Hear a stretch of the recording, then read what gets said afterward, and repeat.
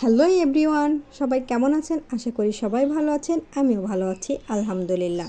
হুটহাট করে যখন বৃষ্টি চলে আসে, মনটাও কেমন যেন চায় একটু খিচুড়ি খাইতে। হাতে সময় নেই, তাতে কি হয়েছে, সময়টা একটু কমানোর জন্য আমি আজ রান্না করব খিচুড়িটা প্রেসার কুকারে।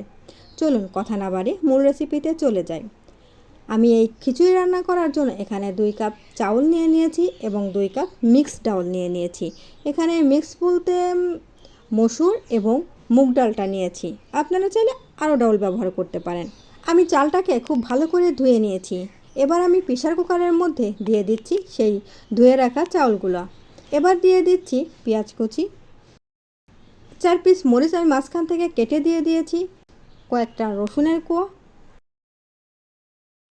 দিয়ে দিচ্ছি 1 চামচ আদা বাটা, 1 চামচ রসুন বাটা, দিয়ে দিচ্ছি 1 চামচ হলুদ গুঁড়া, 1 চামচ ধনে গুঁড়া, 1 চামচ জিরে গুঁড়া, 1 চামচ মরিচের গুঁড়া, স্বাদ মতো লবণ, 2টা তেজপাতা, 4টা এলাচ, 2টা দারচিনি, সবশেষে দিয়ে দিচ্ছি তেল।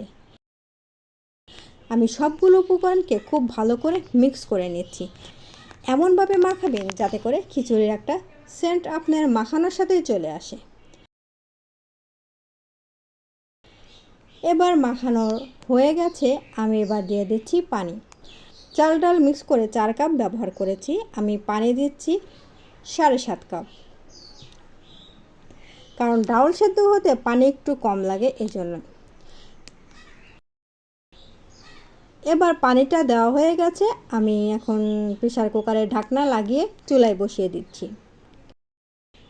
এই 10 থেকে 15 মিনিটের মধ্যেই সিটি চলে আসবে। আমি এই প্রেসার কুকারে 2টে সিটি দিয়ে নিচ্ছি।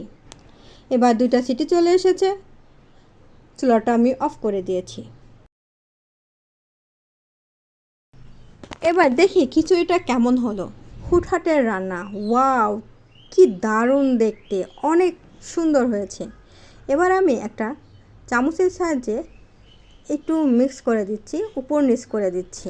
চাইলে আপনারা এখন এই পর্যায়ে একটু ঘিও ব্যবহার করতে পারেন কিংবা সরিষার তেলও একটু দিতে পারেন। যাদের খিচুড়ি খেতে মন চাচ্ছে কিন্তু রান্না করতে অনেক সময় লাগবে ভেবে রান্না করতে চাচ্ছেন না, তাদের জন্য আমার মনে হয় এই প্রেসার কুকারটা খুব ভালো একটা কাজে লাগবে।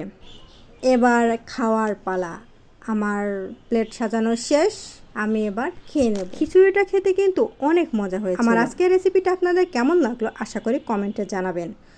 ধন্যবাদ।